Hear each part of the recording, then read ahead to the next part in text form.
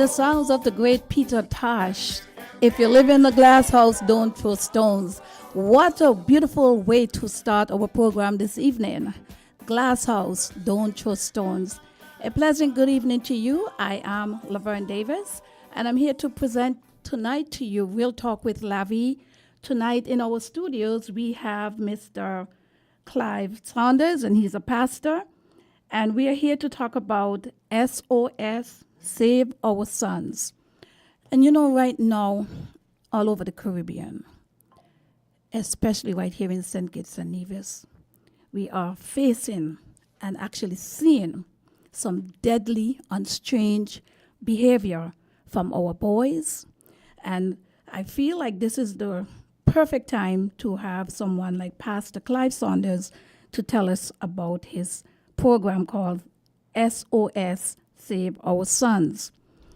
Just a few minutes ago before I came, I heard about a robbery, and I understand that, Balang, I saw some photos of him, and I hope that, during this time, Balang and his family, just people say prayers for him.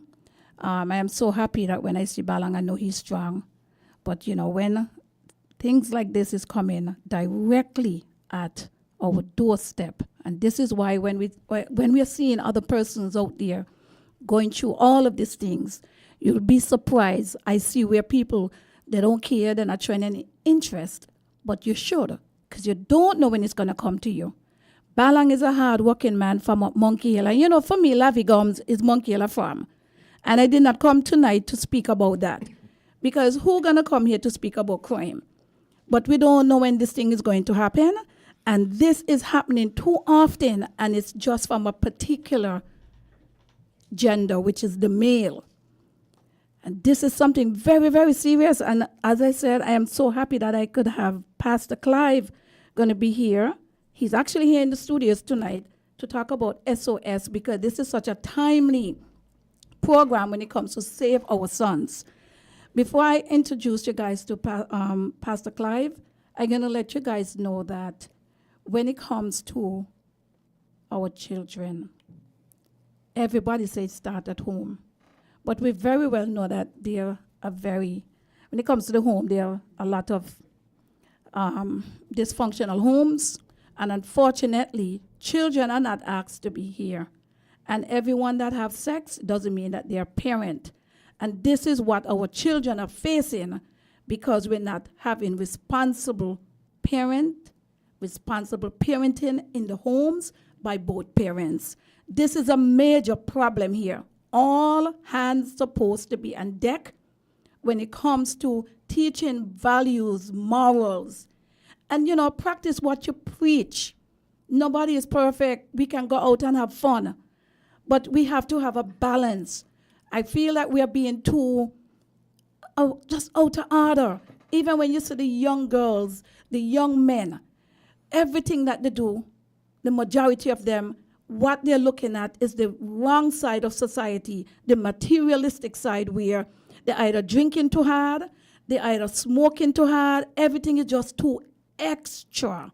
So tonight, I'm just going to let you guys hear what our guests have to say. He's none other than Pastor Clive. He's out of Sandy Point. And I really am excited and happy to have him here because I know Clive differently from a pastor. So good evening to you, Clive. Good evening, Laverne, and good evening to all those of you listening to WINN FM. It's good to be in the studio tonight, and I'm really looking forward to this particular program. As Laverne would have mentioned, I'm here to speak on SOS, which stands for Save Our Sons. In 2003, Laverne, our church started, Unique Touch Christian Center Ministries International. We started, and we just didn't want to be a church. We wanted to be a church with a difference. We wanted to know, to be able to impact the community, the society more. And so we started to pray. We started to look at things that we can do. And one day we visited the prison. And while we were at the prison, we came across 4 young men who were between the ages of 14 and 16, and this is in 2005. Mm-hmm.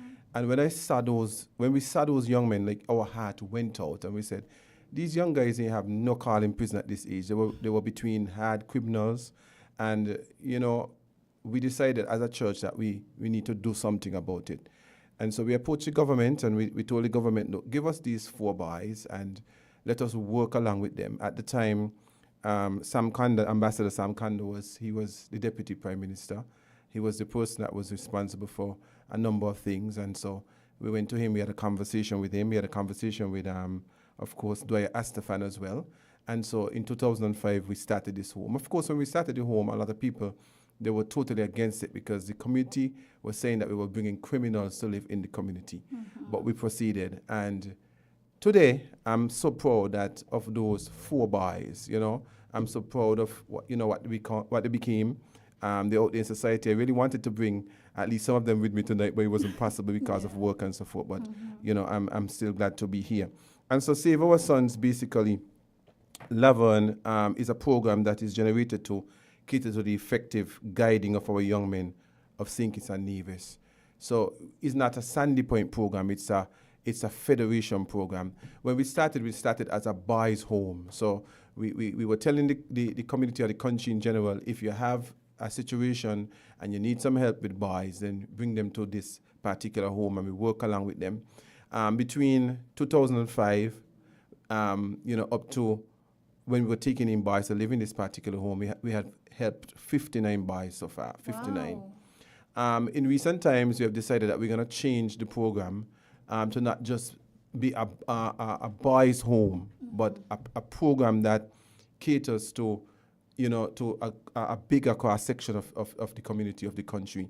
And so we have what we call a day program where the boys would come to us and we help them with their homework, we do sessions. We of course, it's so much negative things, surrounding young people. And so we wanted to be effective, we wanted to help. And so we open up our church and we bring them in, we teach them all sorts of different things. And this is where we're at today. So the focus of Save Our Sons have 7 pillars of excellence as a focus. We have spiritual growth, career counseling and career preparation, history and cultural cultivation, preparation and instruction. Number 4, the importance of community service. This is important as well. Number 5, emphasizing and demonstrating the roles of a man in society. 6, speaks to health and hygiene enrichment. And number 7, speaks to academic strengthening.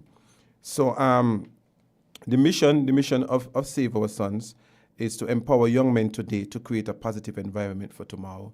And we're saying if we start with the young men now that they're young. You see, a lot of things are happening, and you spoke about it before. You spoke about we have so much dysfunctional homes and families. And a lot of our boys young men are coming from these homes. And because we haven't done a lot in terms of the root causes, we now reaping the rewards of, not being able to look after these young men from their small. SOS is saying that we want to help you. We want to help your parents. We want to help the community. Because the truth and in fact, when we do all of this, we're actually helping ourselves. Right, and because it's like a village. Yes. Raising children and well. As we normally say, it takes a village. Because was a village, to the take, church, the of school, course. the homes, the police. Of course. Everyone. So again, the mission is to empower young men today to create a positive environment for tomorrow. And the vision of Save Our Sons, with a solid foundation and the essential tools, young men will be empowered to become the future leaders of tomorrow. We want our young men to step up. And let me tell you something, a lot of negative things happen in the country in terms of our young men, but a lot of positive things happening. Absolutely. As well. Like yesterday was Mother's Day. Church was rampacked. It's like all the mothers went to church yesterday. And we had 2 young men one of them is from Old Road and the other one is from Virtuals. The one from Old Road is Kadrine Keynes. The one from Virtuals is Malachi Bridgewater. And they're both maybe in their first year at CFBC. And they brought a message to the mothers. Yes, I think that's one of my family. It could be. And the message were powerful, and they were talking about, mothers and the role that mothers play and that kind of stuff. And if it wasn't for mothers, then where would they be? Where would all of us be? And, as I sat and I listened to these young men, I said, our young men, they have so much potential. I mean, that speech did something to me, and I think that, we could really do much more for our young men. Okay. And get the young voices out, the positive voices out. A lot of Yes. them, you're correct, because a lot of these guys, they come to me and they will have some conversations that they were like, Miss, you from here? And I was like, yes, I am.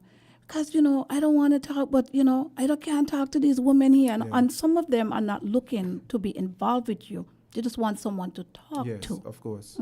Of course. And that's one of the things that we do at SOS. We allow them to talk. We have real talk with them. I mean, we do things like, we touch on core values, a program that focuses on basic principles for proper living within a civil society. We teach them about the importance of how to talk to girls, how to treat young ladies. That's something we have a lot of discussion, defining the respectful boundaries a man should exercise when interacting with the other sex. Of course, we touch a little bit on etiquette, the introduction to standards of etiquette and practical exercises And grooming, like etiquette dining and etiquette and grooming. and culture and and table setting and how to use a fork and which hand the fork should be in and the knife should be. We teach our young men. That's You'll be awesome. amazed that a lot of our young men, what I find happening, because we do a lot of camping as well, what I find happening is that we give our young men the opportunity to prepare different meals on the camp. The amazing thing for me is that when you call these young men into the kitchen, a lot of them don't know what to do.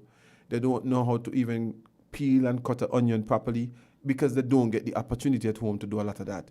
But with the SOS, we give them the opportunity. We said, look, we are preparing this particular thing for dinner, and this is your responsibility, and we teach them how to do it. Right. And something what I find here, being from the Caribbean, I think that we are very privileged, but I feel like as a woman, we do, especially when it comes to our boy children, I don't think that we get them engaged and interactive in the homes the way how they should. We always think that it's sports and we just have them going there. And then when they become men, we expect them. It's like, oh, he don't know how to do this. Well, we are the one. We are the females. We're supposed to set examples and teach these young men. Don't treat them any different from the females. Because at the end of the day, it's all about independence. Of and course. if you can't take care of yourself, who else is going to do it? Of course. And that is so important that we start at a young age to teach them these things. Because the truth, and in fact, Laverne, gone are the days when women see themselves as the cooks now. Like, we are responsible for cooking and we are responsible for ironing and we are responsible. We have moved past that. Yes, You know? very much. Like in my house, I do cooking, I do cleaning, I do practically everything. You want me to understand tell you what I'm saying? something? And women like men that can do stuff like course, that. of They course. they feel a sense of need. Yes. Not that you're being needy, but they feel like they belong. Of course, because it's about, working together. Marriage is about working together and helping each other. There's nothing that says you're responsible for the washing. All of us responsible for the washing. Right. So if I get home early, I start the washing. If I get home early before you, I start the cooking. It's co-independence. Yes. Co-independence. And that's how we need to, get our young people to understand. So we do a lot of cooking, and the boys love that. We also do, we recognize that the guys, it's not just about academics, but it's about skills. And even the school system now in St. Kitts, we're moving away from just academics, because the truth and in fact, there's a mechanic sitting down in front of you. There's a carpenter sitting down in front of you. And the honest thing is, these are the guys that making the money. It's not me and, school as a council really making the money. It's the plumber. When the plumber comes in and you have a problem with your kitchen sink, he go underneath and think about it, because you ain't know about plumbing. All that needs to be done is a pipe and just need tightening. Something simple. And when he finish with you, he tell you $250. But he underneath, they're behaving like it's some things he got to do. Right? But these are the guys that making the money. So we're saying that let me push our young people, not just about academics, but it's okay for you to have a skill. And they could have both. They could have both. Yeah. So we want to, those who are interested in auto mechanics, we get them involved with that. Carpentry, the same thing. Swimming. There's a lot of them like swimming, so we introduce them to that as well. Wow. We teach them All about, this happening here in St. Kitts? Yes, it save our sons. Wow. We teach them about dating as well. How do you date? How do you go about dating somebody? How do you tell them about that? Well, it's a discussion, and we tell them, because what I find, even working in the school, I work as a counselor at Virtuous High School. I recognize that the boys don't even know to talk to the girls. It's like, hey, come here, really? I was telling some girls today, if I was a girl going to school, some of these guys, I wouldn't even look at them. Because one, you can't call me, hey, come here, out of order. You understand what I'm saying? So we teach our boys how to be respectful and how to go about planning their dates. You know, who to date. How do you know that this might be a good person to date? What are the qualities that you look for when you want to have a relationship? What are the qualities you're looking for? Because you don't just want a girlfriend. But I'm gonna add to this, right? This is very good, but I know sometimes we try to tell children what to look for. But at the end of the day, we also have to tell children what they're looking for. They too have to have that Of course. in terms of what they're looking for in someone else. Both ways. Because a lot of people, like for instance, I know back in the days, the college is right over there. And a lot of those gang guys, and I'm going to say it, a lot of the gang people who drop out of school, they sit on a particular looking for the sixth formers and persons who are out there continuing their education while they're not doing any. And these females actually, some of them, they fall for it and bringing home. The best girls in the school fall for the worst boys in the school. Yeah, the boys they call them. normally get themselves into trouble. Yeah, they say they're going to protect them. But why would you want to have a boyfriend to protect you from somebody? Why, when I said that, why are you going to put yourself in a position to just want somebody to protect you, to fight for you? You know, why don't you walk a different way? That way you don't have to be in that kind of situation. Yes. And some of them will tell you that they find that these guys are more loving too. These gang guys are more loving towards them. But of course, they're going to tell them what they want to hear. It's just so amazing. I mean, come on, Clive. They're going to tell them what they want to hear. Yes. It is what, and of course, even though they're gangs, they're human, they have emotions and they can be loving. But at the end of the day, being loving is something easy to do because sometimes people love things. What they call is love is not love. They might like to see somebody. They might like a particular profession. So it's not really love. Yeah. That is so true. We also touch a little bit on, and we touch on dressing as well. Because, you know, Laverne right now, our young men, the dress code is just totally different. Oh, wow. It's like our young men feel like it's so cool to have the pant under the bottom. That's the style. And if you're not doing it, then something is wrong with you. Well, you're saying under the bottom. I seen it down and the leg itself. Yes. So we teach our young men, you know, you don't have to follow every style. You know, you're not a man. Putting your pant down, you don't make you a man. But it make you look stupid. Exactly. Like you don't know what you're doing. Yes. So we talk a little bit and about even dressing. how people walk. I mean, I know how I was raised. My mother taught me how to walk. Matter of fact, my mother told me that she had a church walk and her dongdu walk. Right? Yeah. And my mother is deceased right now, and I am so thankful for her even telling me these things because it makes sense. Like if you're going for a professional interview, you should have your professional interview game on differently from when you're going to the club. Yes. You know, just like when you have your church walks, you know? So we look at understanding dress codes and dressing appropriately for invitations and for events. How do you dress to go to a particular thing? You don't dress the same way you go to music festival if you're going to church. So you know, was I appropriate for tonight? Yes, that's appropriate. That's appropriate. Well, thank you. We look at financial literacy as well, creating budgets for every age and understanding basic banking. So we teach our church have a banking system. We teach our young people to bank. You know, every week you put away something. When you go, even if it's $5, you bank $5 at the end of the year, you get back whatever you bank. And it's so amazing when we get our young people to be a part of this as well. So this is something that we teach them. But budgeting, saving. Pastor Clive Sanders, I can't believe that all what I'm hearing, this is really happening down here in St. Kitts and Nevis. I mean, how do you get your information out? I know you're here right now, but how are you getting the information out? Because this is good stuff. Well, I try to do a lot of this, like move around to radio stations, you know, on the Facebook, and we try to send out as much as we can. As I said, Save Our Sons, we were around for a very long time, but as I said, we started as a boys' home, but we just decided to change the program now into much more than just a boys' home. We want them to reach much more boys.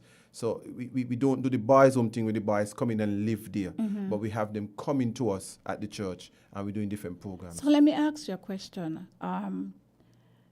Because this is linked with your church, right?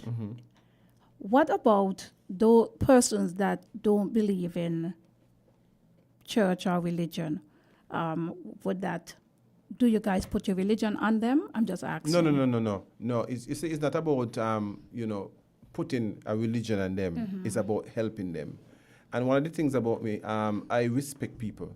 So if you say that this is what you believe in, I am not going to argue with you. And a matter of fact, I have a good Rasta friend. And he came up to school one day. He's a father, and he said that he came to look for me because his son always talking about this Pastor Sanders, and he had a problem because when he heard the word pastor, so he said, I got to meet this Pastor Sanders because I want to know what it is he teaching my son that caused him to be gravitating so much about Pastor Sanders to the point now that he wants to go to church as well.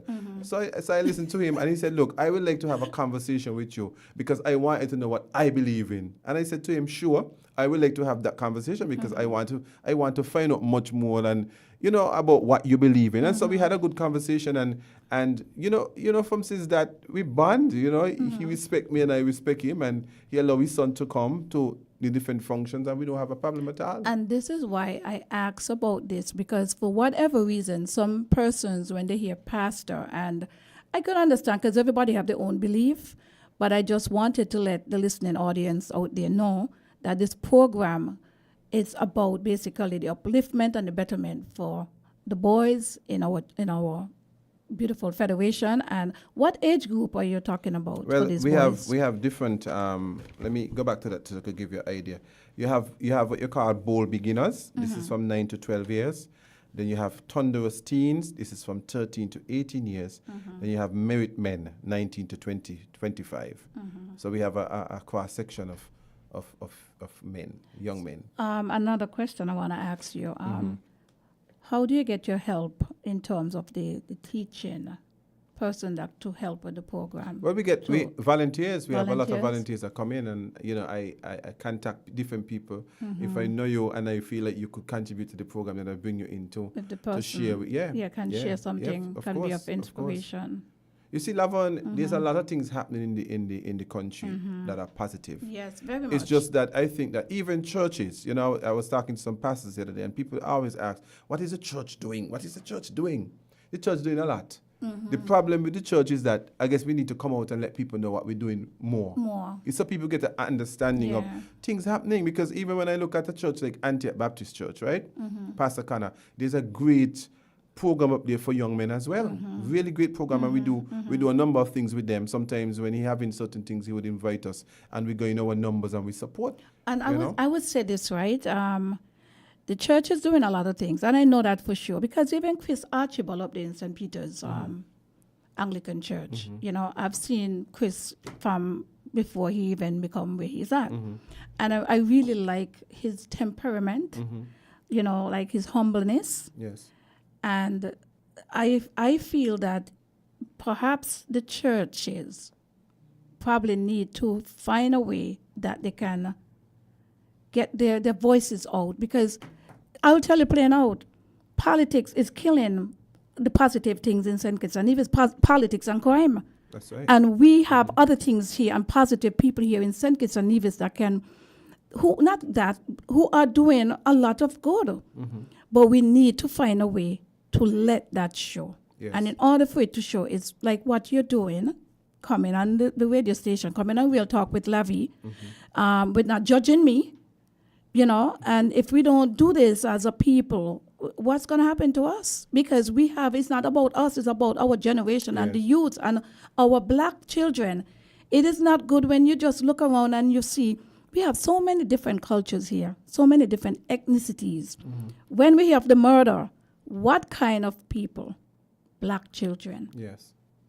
And it's so heartbreaking, because we can do better as a society. We can really do better, and we have to step up and try to reach as much people as we can, especially our young men. I mean, when you have a young man just take up a gun and just go shooting and killing people, For the sake of shooting. Where's the heart? And that's what Save Our Sons is all about. We're saying to our young men that we can do better. We can do positive things, and I think that's what we really are pushing for. I think also that is something, like I said, really, really good. And as you know, in our small communities, even though we might be doing very well, a lot of people lack exposure, and it's not everybody can travel.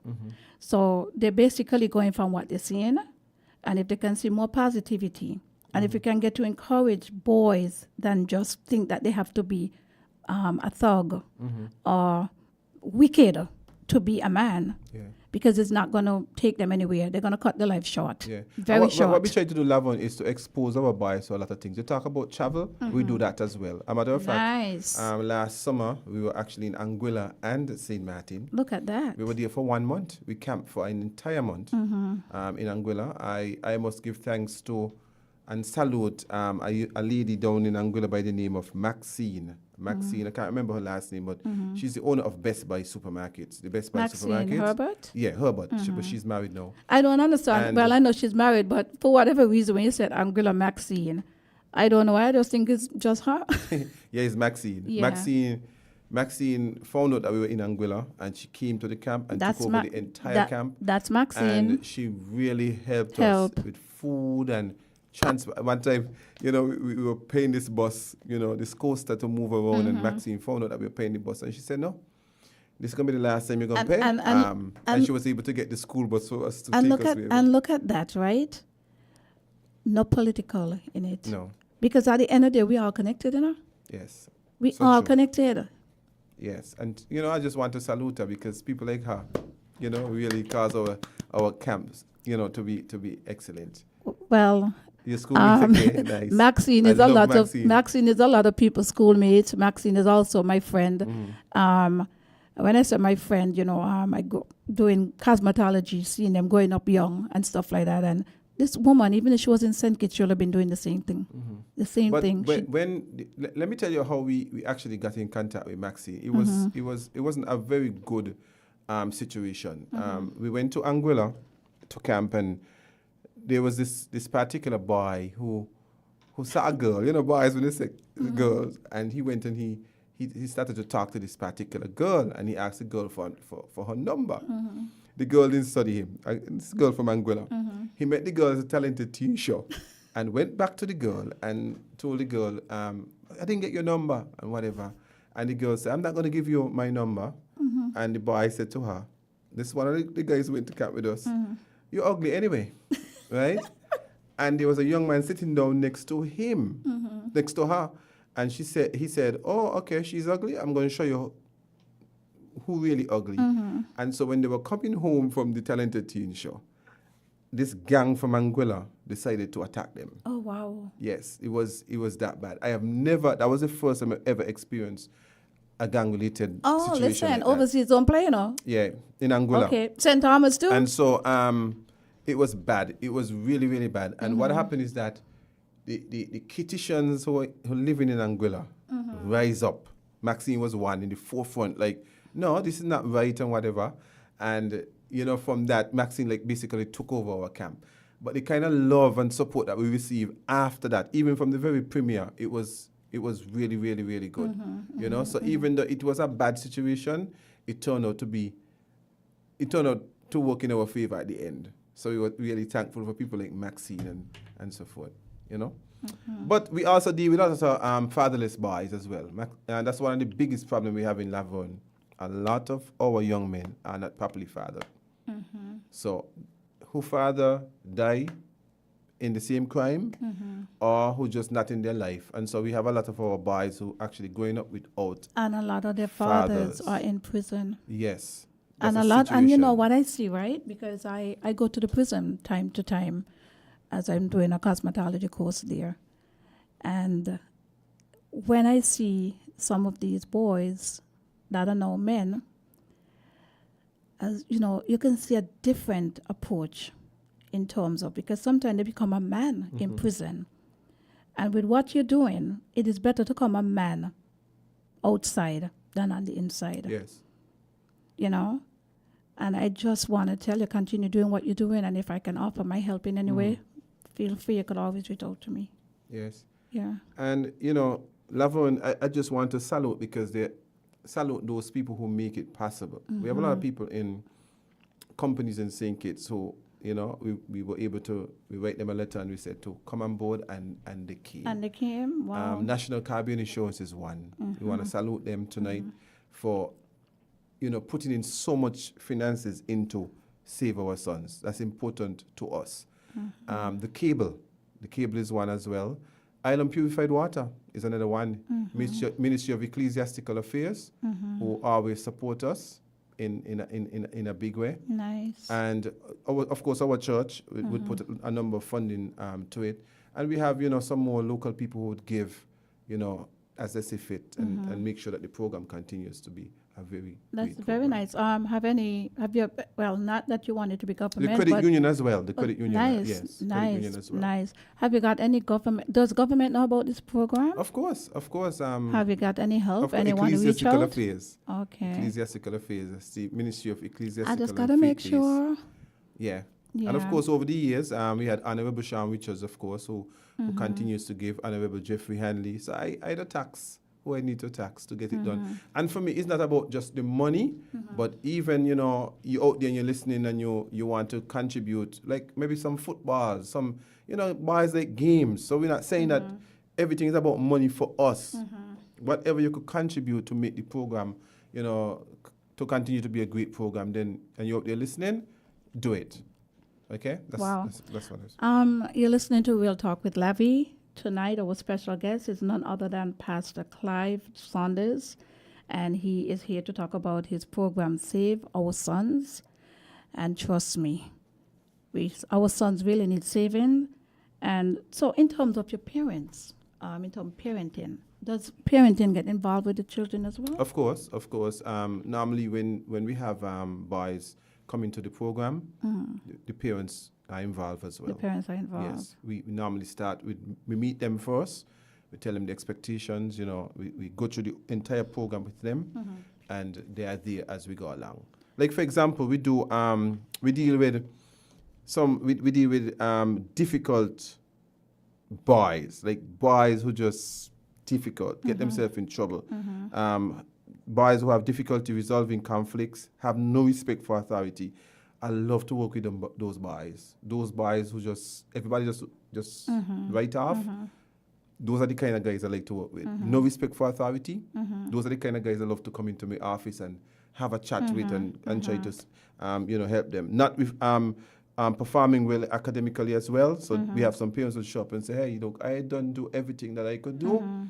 I give this child everything I could give it, and he just not performing.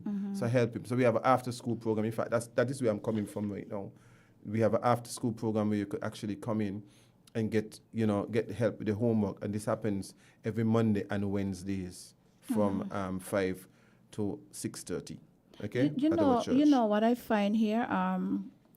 I think that some of these children might have little underlying issues from either childhood or birth. Some children have attention deficit. Let me tell you, one. Yeah. I was in school one day, and there was this particular boy who used to just give a lot of trouble. Lots of trouble. Like, all the teachers will talk about him. You'll get a lot of farms about him. Referral farms. Everybody wanted to talk to this guy. And one time I sat down with the guy and I said, what's the problem? Why are you behaving like this? What is the problem? Laverne, the young man, broke down, started to cry. He's about 14 years. Started to cry. And then I said, yeah, talk to me. And he said, Pastor Sanders, everybody just come and talk about I don't behave, I'm being respect and so, but people don't know it is got you, people don't even ask you, stop and ask if you had something to eat. People don't ask you nothing. People just, hey buddy, but you ain't behaving. He said, Pastor, I have nothing. That's what he said. I have nothing. I said, what do you mean? He said, I have nothing. I have nothing. He pinned out his pant and I started to get kind. I said, well, were you pinning? Because I wanted to show you something. He moved his pant on the side and he said, this is the best boxer short I have. There was a big hole on the side of the boxer short. And he said, this is the best school shirt. The school shirt's supposed to be white, and I couldn't tell you what color it was. He was just, venting, and he had nothing. I had a friend that came in from England, and I was telling her about the situation. And she gave me some money. And she said, go and help him, take him to shop and let he pick up what he wants. So we took him to shop, and he just buy what he want. From since that day, Laverne, I've never had a problem with that child again in the school.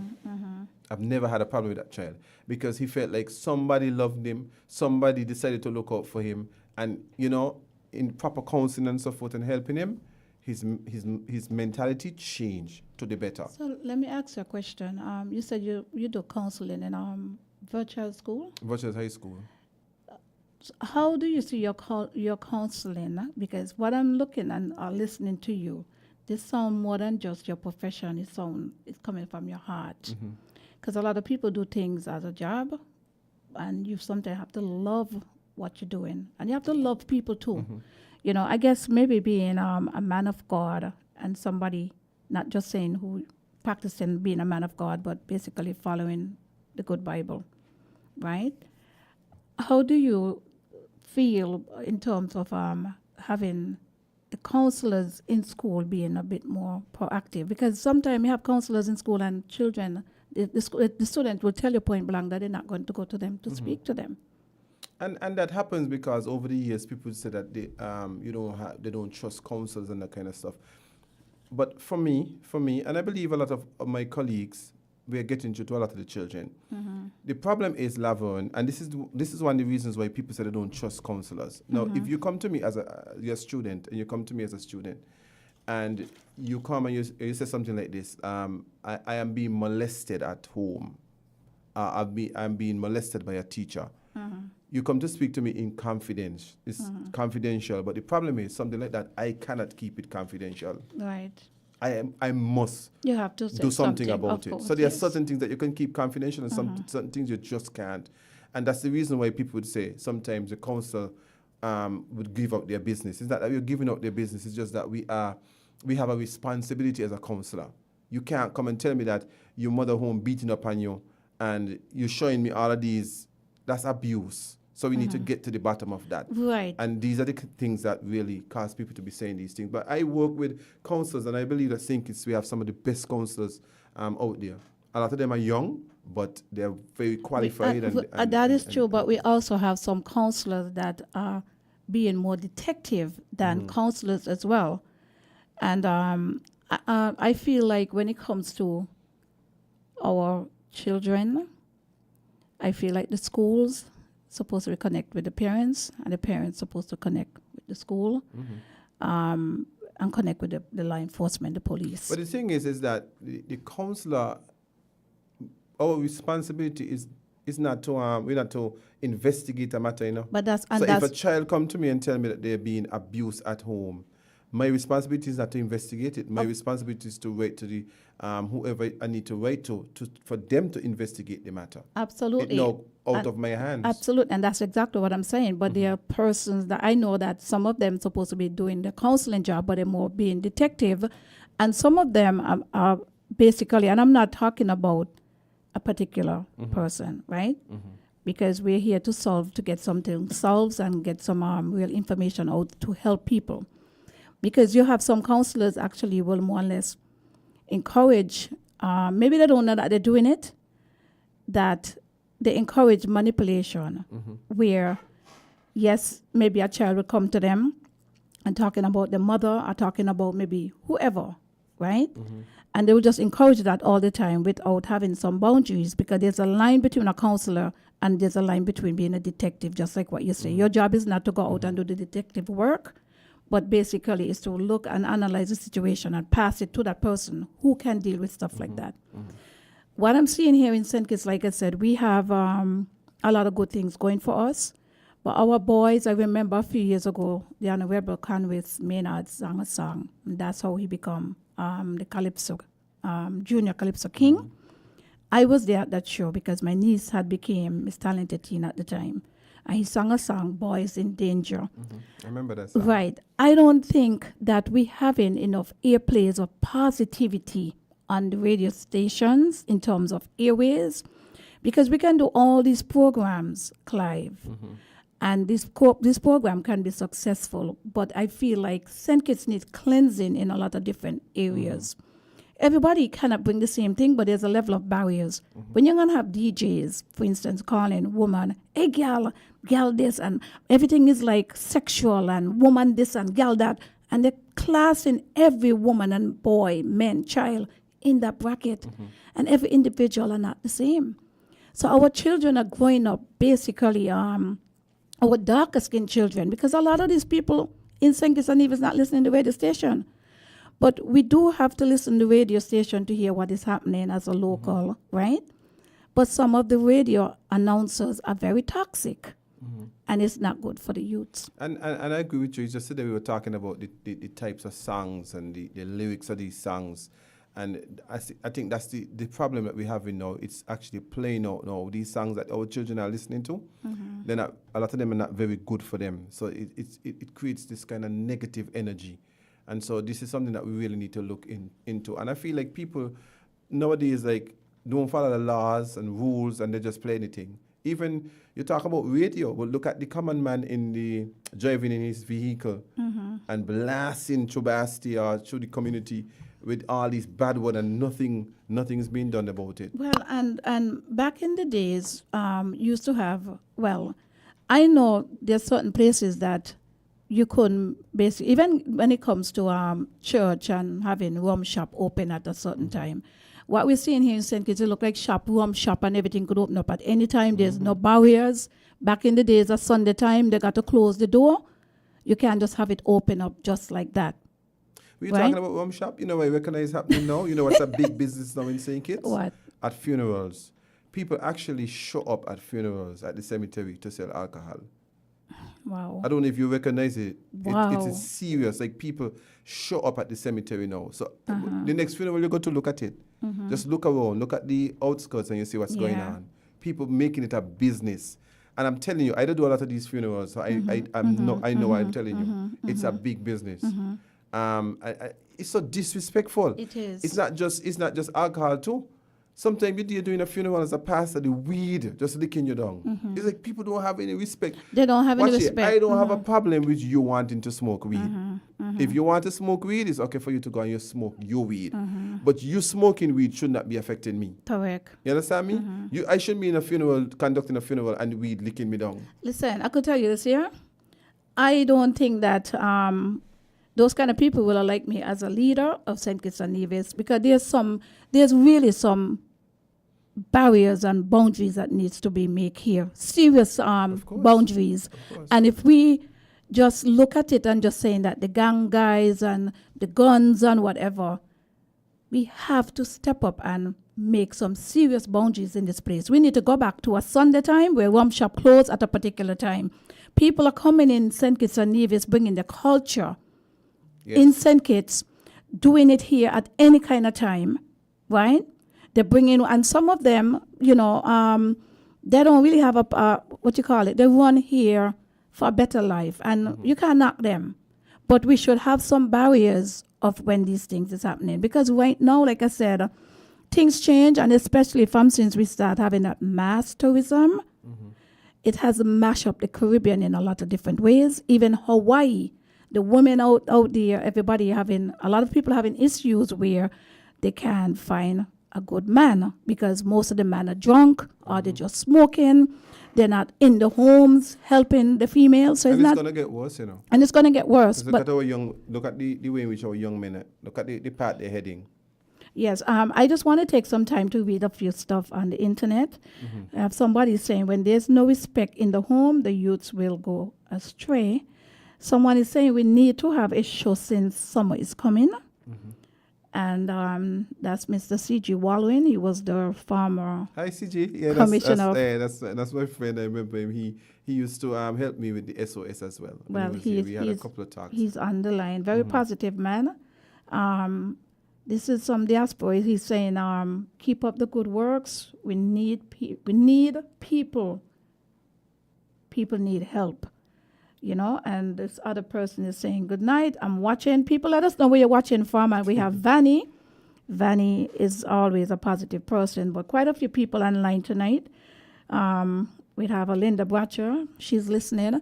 And a lot of people from St. Kitts and Nevis, diaspora, whether they're home or abroad, they're looking for these kinds of conversations, discussions. Because it's not easy. Just imagine me and you out on the inside looking in. And of course, when you hear the crime, it's not good. But we think that it's so bad in St. Kitts. But it is not really bad in St. Kitts. It's the people making it bad for our people. Yes. And Laverne, a couple of months, well, maybe over a year ago, I was doing some work with some of the peace guys, these guys on the peace.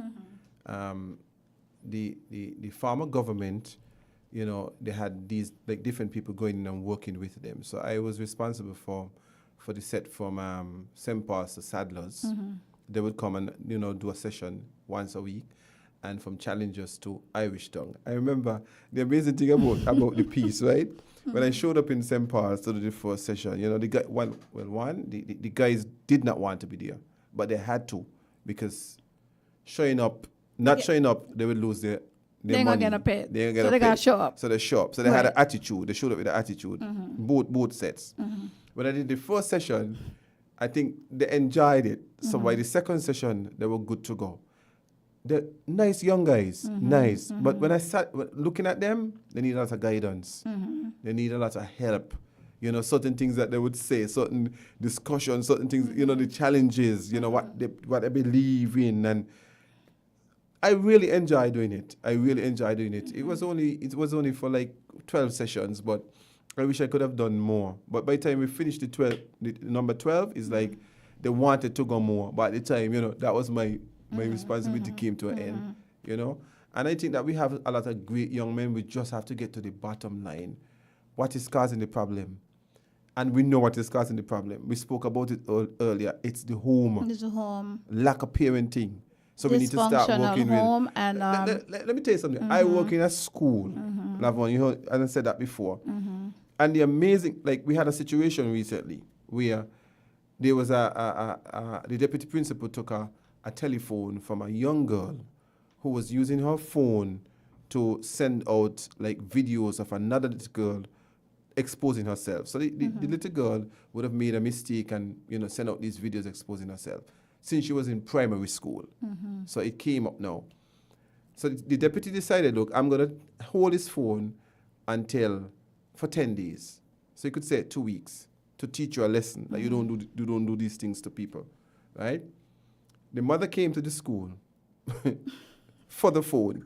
So the deputy said like this, well, if I give you the phone, she will have to go home for the remaining days of when I should have had the phone for.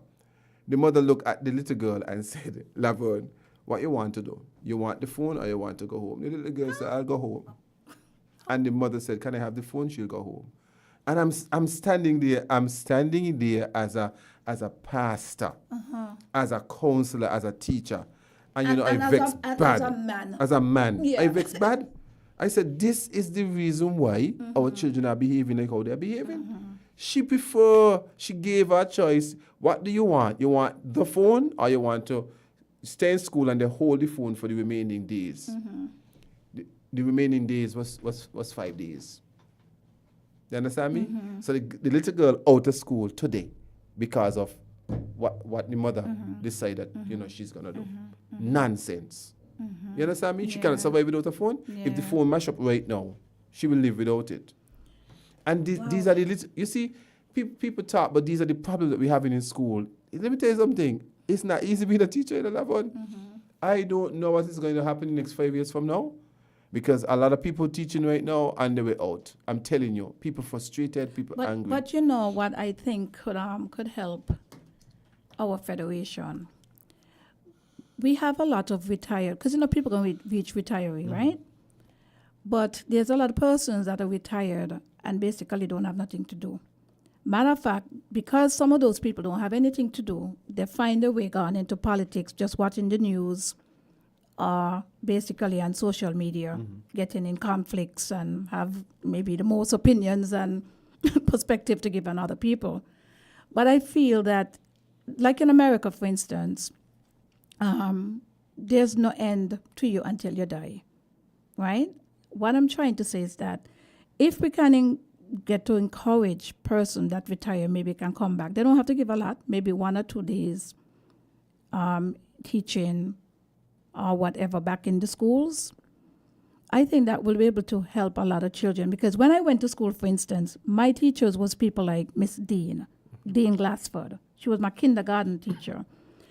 I don't know if it's me, but those people at that time, I just looked like older people. like really old people, more mature, so you respect them. Today we have some students, and when you look at the teachers, you don't even know who is students from teacher. The dress codes for some of these teachers is not professional, right? Some of these teachers' clothes are too tight, they're too short, and they're not presenting themselves to be respected as teachers either. I'm not here trying to knock any teacher, but in order to get respect from the students, the teachers, them have to set a standard as well. I would like, and this is one of my profession, you spoke about etiquette and grooming. I feel like in order to fix these things, it's not as hard, but we just need a real core team that can go around to some of these schools and basically help get some discipline in there. But Laverne, you know what the biggest problem is? You ever have a good look at who run in these schools?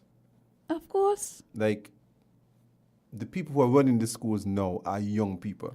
Well, So they don't see certain things like how we see. Like, for example, let me tell you, in the school that I work in, yes, the young man who is the principal, and he's an excellent principal, I have a problem with him. right. The young man who is the principal in the school that I work in at Virtuous High School, I taught him when he was in Fort Farm, in the same school.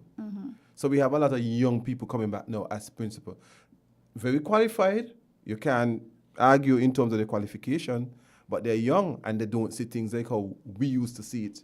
Right. So And there's a problem. exactly. And adding to what you're saying, because since I've been here in St. Kitts, I am from St. Kitts, but you traveled. I'm hearing nowadays everything is young people, right?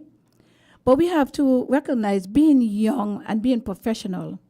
You have your qualifications, but if you're going to be young-minded and not matching with your qualification, that's a problem. And this is why I said that if we can encourage some of those persons, but the system is so bad, right? It is so political here in St. Kitts and Nevis that we have a lot of good professionals, people with experience, would rather stay home because of the politics is what killing our people But here in St. Laverne, Kitts. it's not just the politics alone, but it's actually the system. Because when these people were teachers, the system was totally different. And that's exactly what I'm saying. Like, for example, when I was going to school, you get lashes. You get them all over. Now, the law is the belt should be a certain size. You can only hit a child in the palm of his hand. A child can only get 4 lashes per day. So if a child do something in the morning, you gave him 4 lashes in the morning, you cannot touch him again for the day. That's the law, right? The system again. This is the term when we do exams, right? There's no 1A1 and 1A2 and 1A4 anymore. So I could have a child that is very, very bright, but he ends up in a class with somebody who's very, very slow. But do you know, stick up in, do you know, if that child have to travel, they ain't going to be no 1A1 and no whatever, they're going to still end up in a class with other people, and even when they go to college, right? I understand that, but the point I'm trying to make is this. You tell a child right now about promotion exam. The child says, promotion exam, they don't see it as something important because what am I writing the exam for? To be promoted to where? You understand what I'm saying? If I pass none, I'll end up in a class with somebody who passed 9. So there's nothing that really pushes the person to want to pass exams, really. It's nothing right now. Right. So but the system. The system definitely, right? But at the same time, the system comes from government and it comes right back down to the whole politics and government and stuff like that. What I see here is a lot of things that can be fixed. We just ignore a lot of these things. We have come very, I would say, Americanized. Very Americanized, but at the same time, there's some positive in America too. And I don't think that we're following that part when it comes to the positivity in the American system, right? In St. Kitts, for instance, the young boys and girls, in particular the boys, I feel that school need to be a little bit more friendly in terms of wanting children to come to school. And when I said friendly, I don't mean just to skylark with them, right? Come back again to our principals, our teachers, come right down. It needs to have proper leadership. I'm not saying that they're not having any leadership, but when we're going to be putting people to be head mistress or what you call that? The principal. The principal general. of the school, they need to have leadership. I don't care how much qualification they have, and a lot of them are probably qualified, but when it comes to that traditional values and really want to have leadership, some of these people are not really qualified in that area to manage a school with so many people. All these promotions that people are having, and then you see they show the pictures on social media, and they look all nice. I think that people, well, then again, maybe it's who they get in, because there's a lot of men not even going into teaching because the money is small. Very small. Into teaching, nursing, and stuff like that. Even when it comes to what you're doing, facilitators right now, they don't even bring in the facilitators to have a conversation with them. They are putting what price they think that the facilitators should get. And when we're going to do this, it's only going to affect our black children. Because if you want facilitators and you don't want them to be doing it for free, right now things cost a lot of money. So Clive, even what you're doing, it's very, very good. And I would encourage anyone out there that have a boy child to, look for Pastor Clive Saunders. He's right here. I want you to give out all the information to give to them, and I will actually share it on my social media page as well, because this is something really, really good, and I commend you for this. This is the first time I'm hearing about it when you and I spoke, and I jump at it because I think it's something very, very good. These are the programs that Real Talk want to bring to help not just come here and talk because we want to talk, but to help build strong men. Yes, that's important. Because when you look at the businesses around Bastille and around St. Kitts, the majority of them, even in government, females, in the banks, institution, females. You go to all of these, even the gas station, females. When you see the men on the street, loafing, not doing anything, St. Kitts boys. Even the foreigners that come here, they're out there trying to do something, hustle, do something to work.